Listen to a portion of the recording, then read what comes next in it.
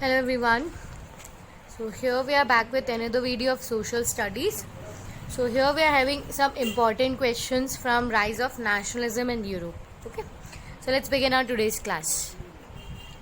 So the very first question we have is running from exile, Giuseppe Mazzini formed a new organization called, याद करो ये भी हम लोगों ने जब एनसीईआरटी ये वीडियो लेक्चर्स पढ़े थे इस लेसन के, तो मैंने बताया था कि जब लास्ट में क्या होता है, नेपोलियन के बाद में 1815 के बाद में वहाँ पर एब्सोल्यूट मोनार्की स्टैब्लिश कर दी गई थी। और उस एब्सोल्यूट मोनार्की के थ्रू जितने भी लिबरल आइडियोलॉजीज थे, रेवोल्यूशनरीज थे, सबको वहाँ पे क्या कर दिया गया था, एक्सेल में भेज दिया गया था। किसी को भी ओपन रिवॉल्ट करना अलाउड नहीं था, है ना। तो उसी के अंदर मजीनी ने फिर क्या किया था, एक सीक्रेट सोसाइटीज फ्रेम की थी, and that secret society here was young Italy. Okay, now the second question is a vision of society that is so ideal that it is unlikely to actually exist is known as utopian form of society. अब ये question कहाँ से समझ में आया हमें, जब lesson start किया था तो सबसे पहली पिक्चर आई थी स्टार्टिंग फर्स्ट पेज पे, फेडरिक सोरियो की एक पिक्चर थी हमारे पास में, राइट। तो फेडरिक सोरियो की उस पिक्चर बहुत ज़्यादा आइडियल थी, मतलब वो बिल्कुल भी रियलिस्टिक नहीं थी, वो इतनी अच्छी परफेक्ट सोसाइटी के बारे में समझा रही थी कि वो कभी भी एक्चुअली बोलते हैं ना कि रियल लाइफ में कभी भी एग्जिस्ट ही नहीं कर सकती। तो उसे हम लोग यूटोपियन फॉर्म ऑफ सोसाइटी कहते हैं। Third, the majority of revolutions that took place all over Europe were in the year 1848. यहाँ से मिडिल क्लास इमर्ज हुई थी और उनकी डिमांड्स स्टार्ट हुए थे। Okay. Next, Giuseppe Garibaldi led an army of revolutionaries to Rome to fight the last obstacles in the unification of Italy in year 1867. ठीक है, अब जो फाइट हो रही थी इटली के लिए, इटली के 7 पार्ट्स हो रखे थे। सबसे पहला एक उनके पास खुद का था सरदेनिया नाम का, फिर उसके बाद में उन्होंने फाइट करना स्टार्ट करी सारे से, याद होगा, ठीक है। तो फिर वो रोम से कब उनकी लास्ट जो फाइट थी वो कब हुई थी, 1867 में। Okay, next fifth, God save a Nobel king was national anthem, is the national anthem of Britain. ये तो एग्जैक्ट क्वेश्चन है, इसमें कोई समझाने जैसा भी नहीं है। Coming to the sixth question, the revolutionary society started by Mazzini to arouse the whole of Italy as a greater unity and fight for independence. ठीक है, वही सेम चीज़ वापस आ गई। मजीनी ने जब इंडिपेंडेंस के लिए फाइट किया था तो उन्होंने क्या फ्रेम किए थे, कौन सी रेवोल्यूशनरी सोसाइटीज फ्रेम की थी। Again it is young Italy, option number B. Coming to the seventh question, on 18th May 1848, 831 elected representatives marched in a festive procession to take their place in Frankfurt Parliament conveyed in, अब याद करो ये पूरी story recall करो, यहाँ पे middle class emerge हुई थी, उन्होंने इलेक्शंस वगैरह की डिमांड की थी, है ना। तो अब ये जो सारी डिमांड्स थी कि भाई एक कॉन्स्टिट्यूशनल मुनार्क इस्टेब्लिश किया जाए, कॉन्स्टिट्यूशन सेटअप करने की मांग थी। तो वहाँ पे जो पार्लियामेंट हुआ था फ्रैंकफर्ट का, वो कहाँ पर हुआ था, एक चर्च के अंदर, और वो चर्च किसका था, सेंट पॉल का, that means 7th A। Okay, next, the theory that tries to make awareness of women's right and interest based on belief of the social, economical and political equality of genders. See, हमेशा ये चीज़ रट लो, जहाँ भी women revolutionaries, women welfare की बात आती है, women से रिलेटेड कोई भी रेवोल्यूशंस किया जाता है, तो वो हमेशा किसे सपोर्ट करती है, वो थ्योरी फेमिनिज्म को। ओके, फीमेल से रिलेटेड आता है ये word feminism. And the next question we have is, when France sneezes, the rest of the Europe catches cold was observed by, मैंने बताया था ये जब हम वीडियो लेक्चर पढ़ रहे थे तब भी, कि एक पर्सनालिटी है वो काफ़ी ज़्यादा डायलॉग्स मारा करती थी। पहले उन्होंने मजीनी के लिए बोला कि वो सबसे बड़ा दुश्मन है उनके लिए, फिर उसके बाद में उन्होंने बोला कि अगर फ्रांस में कुछ भी एक्टिविटी होती है तो उसका पूरा इफेक्ट कहाँ पे देखा जाता है, यूरोप में। तो ये ऐसा स्टेटमेंट देने वाले कौन थे, Duke Metternich. Okay, 10th, the architect of German unification process. अब सी वही चीज़ इसमें भी है कि यहाँ पे भी हमने देखा था कि बहुत सारी इंपॉर्टेंट पर्सनालिटीज़ थी, जर्मनी में भी 2 से 3 का रोल आया है, ठीक है, जिसकी वजह से जर्मनी यूनिफाई हुआ है। सबसे इम्पॉर्टेंट जो आर्किटेक्ट माने जाते हैं पूरी स्टोरी के पीछे, वो कौन थे, Otto von Bismarck. Next 11th question, to further their imperialist aims European powers manipulated the, अब इसमें समझना कि इम्पीरियलिस्टिक एम्स क्या थे। इम्पीरियलिज्म का मतलब हम समझते हैं कि जब कंट्रीज़ खुद इंडिपेंडेंट हुई थी, यूरोपियन कंट्रीज़ जब उन्होंने खुद ने नेशन स्टेट फ्रेम कर लिया था, ठीक है, तो अब उन्होंने सोचा कि हम हमारी पॉलिटिकल पावर्स किस तरह से इम्प्रूव करें, टेरिटोरियल एरियाज़ कैसे इम्प्रूव करें, तो उन्होंने दूसरी कॉलोनीज़ के ऊपर डोमिनेशन गेन करना स्टार्ट कर दिया था, ठीक है। तो अब वो यूरोपियन पावर्स जो थी वो इस इम्पीरियलिज्म को किस तरह से मैनिपुलेट किया करती थी, समझना। ऑप्शंस क्या है हमारे पास, national aspirations of subjects, resources of colonies, political powers, economical powers. Okay, see अब समझने की कोशिश करना, जब इंडो चाइना में फ्रांस आई थी तो वहाँ उन्होंने क्या बोला था कि हम आपको क्या करने वाले, सिविलाइज करने वाले हैं, लिबरेट करने वाले हैं। जो वही सेम कॉलोनी जब इंडिया आती है तो वह इंडिया में क्या बोलती है कि हम आपके साथ ट्रेडिंग करना चाहते हैं। वही अफ्रीका में गई तो उनके पास अलग अलग सब्जेक्ट्स थे, ठीक है, तो वो लोगों के नेशनल सेंटिमेंट्स को बहुत ज़्यादा मैनिपुलेट करके फिर उनके ऊपर डोमिनेशन गेन्स करने की कोशिश करती। तो नेशनलिस्ट एस्पिरेशंस, जैसे जैसे जिस कंट्री का जो जो सब्जेक्ट होता था, जिनकी जैसी नीड होती थी, फिर उसके अकॉर्डिंग वो क्या करते थे, उसे मैनिपुलेट करके वहाँ पर अपना रूल इस्टेब्लिश किया करते थे। Okay, question number 12, the term suffrage means, of course हमें पता है यूनिवर्सल अडल्ट फ्रेंचाइज हो या यूनिवर्सल सफरेज हो, इसका मतलब होता है right to vote. Okay, liberalism stood to the end of autocracy and clerical privileges since French Revolution. ये बहुत अच्छे से हमें पता है कि सबसे पहला रेवोल्यूशन जो आया था, जो हमने पढ़ा है, ठीक है, वो फ्रेंच रेवोल्यूशन है। Okay, 14, the body of France which consisted of elected representatives and led the revolt was National Assembly. याद करो लेसन नंबर 14, पूरा जनरल स्टेट की मीटिंग बुलाई गई थी, ईच मेंबर 1 वोट की डिमांड वहाँ पे रखी थी थर्ड स्टेट वाले लोगों ने। पर जब वो डिमांड पूरी नहीं होती है, जब उसके लिए राजा मना कर देता है, लुई 16 मना कर देता है, तो क्या होता है, वह थर्ड स्टेट के सारे लोग कहाँ मार्च कर देते हैं, वो चले जाते हैं सब टेनिस हॉल तक, है ना, और वहाँ जाके खुद को क्या डिक्लेयर कर लेते हैं, नेशनल असेंबली। याद आ गई पूरी incident. Question number 15, the Frankfurt parliament was held in year 1848। Major revolution यहाँ से स्टार्ट हुए थे, है ना। The term Bismarck of Italy was used for, see वहीं पे वापस सारी चीज़ें कि ये सब इम्पॉर्टेंट पर्सनालिटीज़ थे, पर जिसे बहुत ज़्यादा इम्पॉर्टेंट रोल प्ले किया है, मतलब जिसकी वजह से पूरा मेजर डिवास्टेशन आया है इटली के अंदर, तो वो कौन थे, केवर। जैसे जर्मनी में कौन थे, ऑटो वन बिस्मार्क, तो वो ही बिस्मार्क इटली के लिए कौन थे, Cavour. Okay, next, the Frankfurt parliament was convened in the, see अब यहाँ पर क्वेश्चन समझो, hall of mirrors, hall of fame, church and parliament में हम पहले ही जस्ट अभी हम डिस्कस कर चुके हैं। ये फ्रैंकफर्ट पार्लियामेंट में बेसिकली किस चीज़ की डिमांड थी, वहाँ लोग जो थे वो constitutional form of monarchy establish करने की कोशिश कर रहे थे। तो ये जो पूरी पार्लियामेंट्री मीटिंग हुई थी, कहाँ हुई थी, एक चर्च में हुई थी, सेंट पॉल के चर्च में। ओके, हॉल ऑफ मिरर्स यहाँ पर आंसर नहीं होगा, क्योंकि हॉल ऑफ मिरर्स में तो क्या हुआ था, लास्ट में आप सबको याद होगा कि जब लास्ट में प्रूशिया के जो किंग थे, ठीक है, उन्हें विलियम फर्स्ट को, ठीक है, वो जर्मनी के एम्परर प्रोक्लेम किए गए थे वर्सलीज के हॉल ऑफ मिरर्स में। ओके, हॉल ऑफ मिरर की स्टोरी अलग है, यहाँ पे पार्लियामेंट नहीं होता है, वहाँ पे राज्य अभिषेक होता है, मतलब आप समझते हो कि किसी को राजा बनाया जाता है।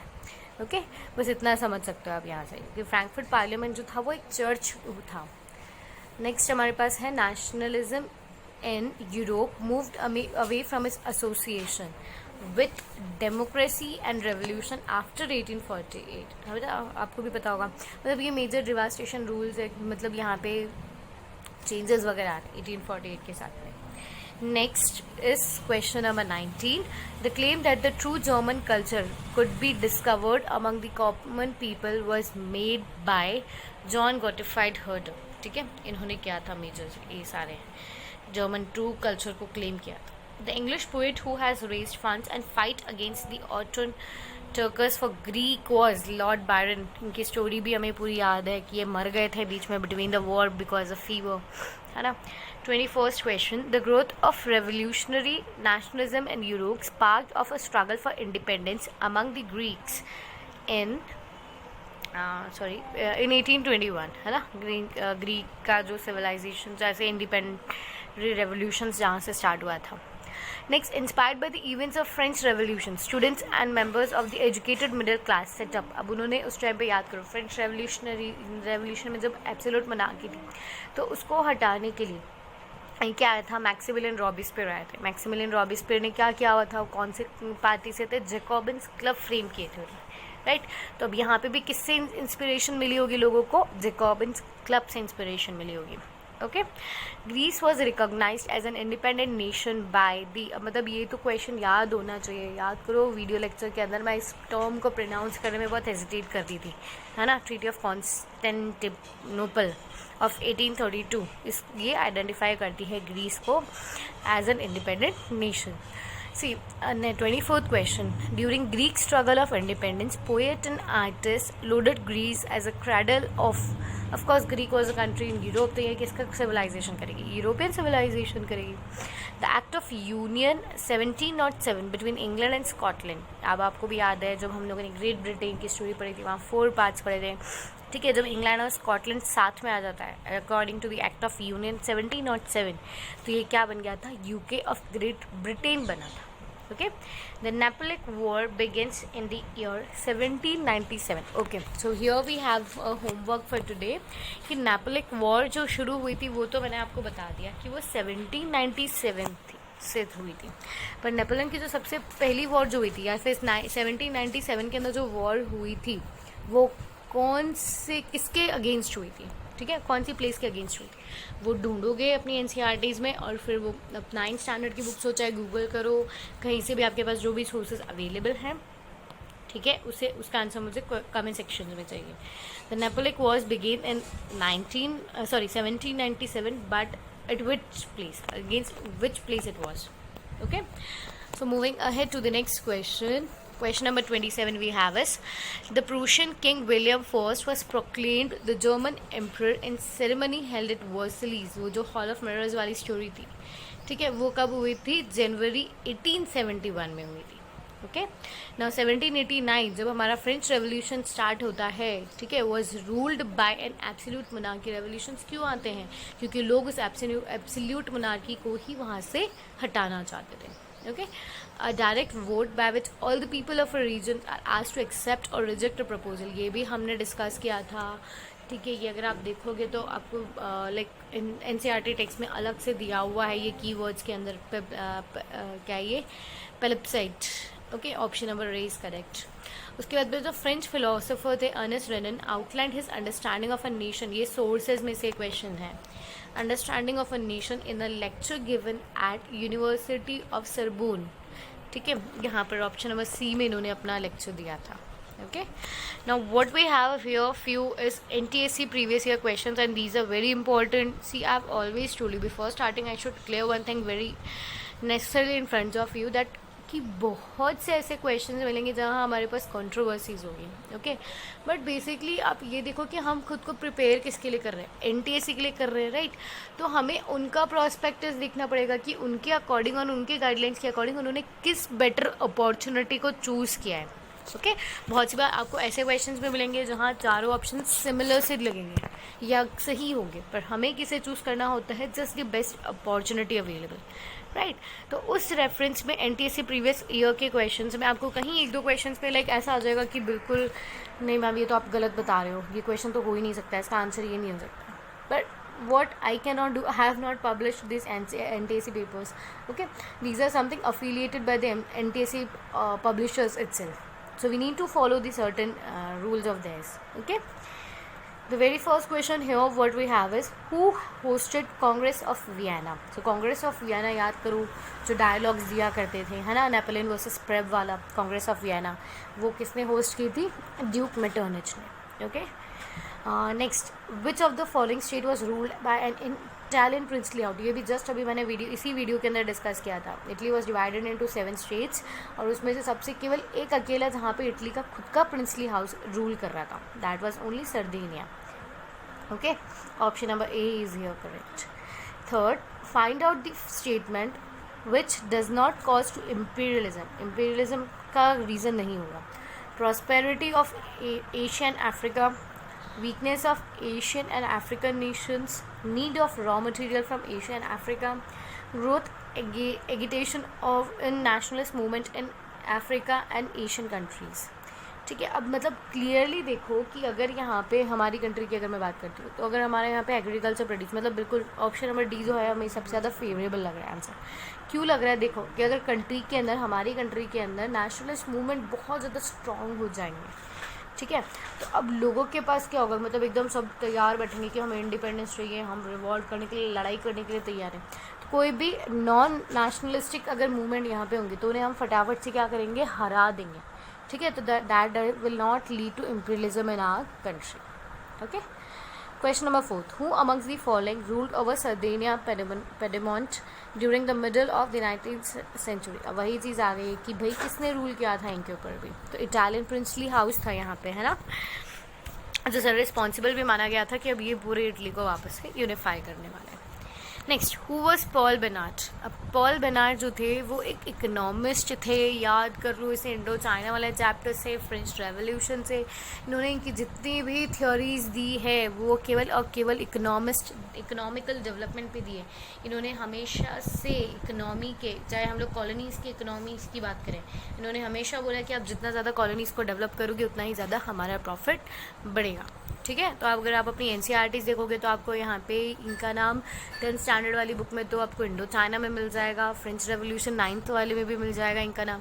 ठीक है, वहाँ क्लियरली स्टेटेड है कि ये एक इकोनॉमिस्ट काइंड ऑफ रिफॉर्मर थे। ओके, इन्होंने इकोनॉमिकल रिफॉर्म्स लाने की कोशिश की थी। ओके, बेटर अपॉर्चुनिटी और बेस्ट अपॉर्चुनिटी के लिए हमने इकोनॉमिस्ट यहाँ पे सही आंसर चूज़ किया। Who said when France sneezes, the rest of the Europe catches cold? We have discussed the similar question before. That is Metternich. Okay, it's not Mazzini. In name से confuse मत हो. That is Metternich is the correct answer. Who is regarded as the father of Italian unification? Italian unification के पीछे अब सी यहीं से बहुत ज़्यादा कंट्रोवर्सीज आई है कि अगर हम बेसिकली इसको अगर आप गूगल करोगे या मोस्ट ऑफ द बुक्स में अगर हम पढ़ेंगे तो हमारे लिए गरिबाल्दी जो होगा वो ठीक है कंपैरेटिवली थोड़ा स्ट्रॉन्गर एस्पेक्ट ऑफ आंसर हो जाएगा। ओके, बट मैं फिर बता दूँ, अभी हम लोगों ने लास्ट देखा था कि जर्मनी के अंदर सबसे इंपॉर्टेंट पर्सनालिटी कौन थे, ऑटो वन बिस्मार्क। वही अगर मैं इटली के लिए बात करूँ, इटली के लिए बिस्मार्क कौन बन गए थे, केवोर। अब याद करो जब इटली का यूनिफिकेशन हमने पढ़ा था तो हमने क्या देखा था कि वहाँ पे 5 में टेरिटरी जो थी वो डिवाइडेड थी, उसमें से केवल एक अकेला ऐसा पार्ट जहाँ पे इटालियन प्रिंसली हाउस रूल कर रहा था वो क्या था, सर्देनिया। ठीक है, और फिर वहाँ से क्या होता है, सर्देनिया को एक मेजर मतलब जगह मानी जाती है कि जो पूरे इटली को यूनिफाई करने में इंपॉर्टेंट रोल प्ले करेगी। अब यहाँ से क्या होता है कि जो चीफ मिनिस्टर केवोर होते हैं, सी इंपॉर्टेंट पर्सनालिटीज़ हमारे पास चारों ही हैं, पर किसने किया होता है, मेन जो केवोर होते हैं वो सर्देनिया। अब सी बाकी जो रेवोल्यूशनरीज थे वो तो वैसे भी एक्सेल में चले गए थे, वो रेवोल्यूशनरी सोसाइटीज़ बना करके लोगों को भड़काने का काम कर रहे थे, और इनके बाद में इन्होंने जितने भी 2 एक्टिविटीज़ अंडरटेक करने की कोशिश की थी वो फेल हो गई थी। आप इसको रीड करो अपने NCERT में, वहाँ से आपको बहुत क्लियरली हो जाएगी कि मजीनी और गरिबाल्दी की जो एक्टिविटीज़ थी, रेवोल्यूशनरी मूवमेंट्स थे, वो फेल हो गए थे 2 बार। ठीक है, फिर उसके बाद में सारा जो लोड चला गया था वो केवोर के ऊपर चला गया था, चीफ मिनिस्टर केवोर के ऊपर।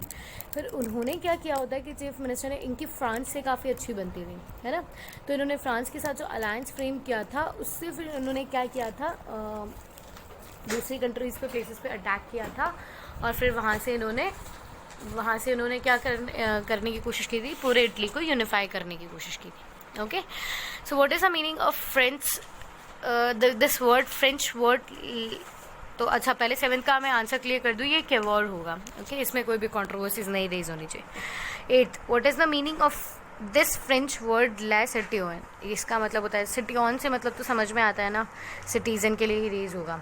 ठीक है, नेक्स्ट हमारे पास क्वेश्चन है, chief minister Cavour who led the movement of unification of Italy was neither a revolutionary nor a democrat. ठीक है, ना ही वो रेवोल्यूशनरी थे ना ही वो डेमोक्रेट थे, जो रेवोल्यूशनरी थे वो तो एक्सेल में चले गए थे। ओके सी, और इनका ऐसा कोई बेसिक मोटिव नहीं था कि इन्हें रेवोल्यूशन लाना है या डेमोक्रेटिक फॉर्म ऑफ गवर्नमेंट वहाँ पे इस्टेब्लिश करनी, बस इन्होंने ठीक है, इन्हें बोला गया कि आप चीफ मिनिस्टर हो, तो इन्हें लगा कि यार ठीक है, ये मेरा प्रोमिनेंट काम है कि मुझे इटली को यूनिफाई करना पड़ेगा। ठीक है, now next, Germany was unified in year 1871। Okay, so these were the again exact question जहाँ पे कोई भी कॉन्ट्रोवर्सीज नहीं होगी। अच्छा, एक और कोई क्वेश्चन रह गया है क्या? Okay, coming to the question number 11th, the tactful diplomatic alliance between Sardinia and France was engineered by see. अभी मैंने बताया था कि इनको फ्रांस आया करती थी, कि वॉर जो थे इनको फ्रांस आती थी, विच गेव हिम लाइक एक बोलते हैं एक बेटर अपॉर्चुनिटी, जहाँ से वो सर्देनिया और फ्रांस के साथ जो अलायंस बन रहा था, ठीक है, उनको इन्होंने बहुत ज़्यादा अपने फेवर में सब लिया, और फिर उन्होंने फर्स्ट वॉर जो थी वो इटली के दूसरे हाउसेस से उनसे लड़ करके जीत ली थी। Okay, 12th question, young Italy a secret society was formed by, कितनी बार हम इसको पढ़ चुके हैं, मज़ीनी।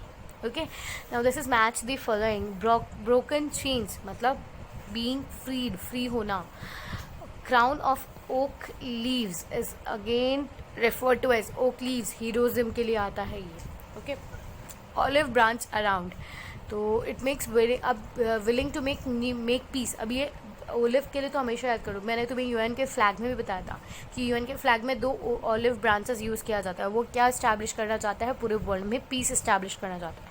राइजिंग ऑफ सन का मतलब होता है beginning of new era. Okay, so अब ये कौन सा ऑप्शंस कहाँ पर मैच कर रहे हैं, I think so it is D1, right, ठीक है, तो 13 का D वाला सही है। Who became the king after the July Revolution of 1830, मतलब जब एब्सोल्यूट मोनार्की वापस से रीस्टैब्लिश की गई थी, ठीक है, तो वो कब हो गया था, कौन राजा बन गया था, जुलाई रेवोल्यूशन ऑफ 1830 के बाद में लुइस फिलिपी। ओके, यहाँ से भी क्लियर है तुम्हारे सामने। Ottoman Bismarck was the chief minister of Germany, ये भी हमने अभी देखा ही था, ये तो याद हो जानी चाहिए। ऑटोमन बिस्मार्क हुए, केवॉर कहाँ के चीफ मिनिस्टर थे, इटली के। Young Italy an underground society was founded by Mazzini, ये भी हमें पता है।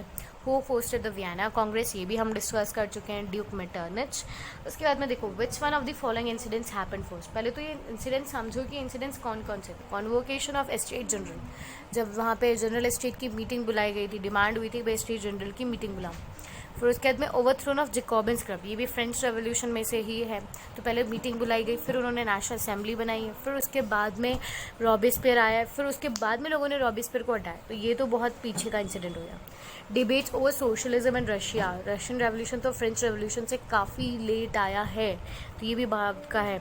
प्रोक्लेमेशन ऑफ वेयमार रिपब्लिक, वेयमार रिपब्लिक कहाँ से आ जाता है, जर्मनी से, है ना, ठीक है। तो ये इंसिडेंट्स हमारे सामने हैं, जहाँ दो first A and D French revolution से हैं, C रशियन रेवोल्यूशन से है, D जर्मनी से आ जाता है वापस से। ओके, तो इसमें से सबसे पहला इवेंट जो हुआ था that was convocation of state general. मैंने बताया था ना हमेशा सबसे पहला रेवोल्यूशन जो देखा गया था पूरे यूरोप में was for France, French revolution हुआ था। That brought like feeling of nationalism in the whole of the Europe. I think the questions must be very much clear to you people. If still any kind of doubt is there, you can write it in the comment section. As well as we have a homework for today that the Napoleonic question number 26 जो था वो हमारा homework था, है ना, कि Napoleonic wars जो थी वो 1797 में begin हो गई थी, पर वो actually किसके against fight की गई थी वो हमें यहाँ पे specify करना है. Okay, so that's it for today. Thank you.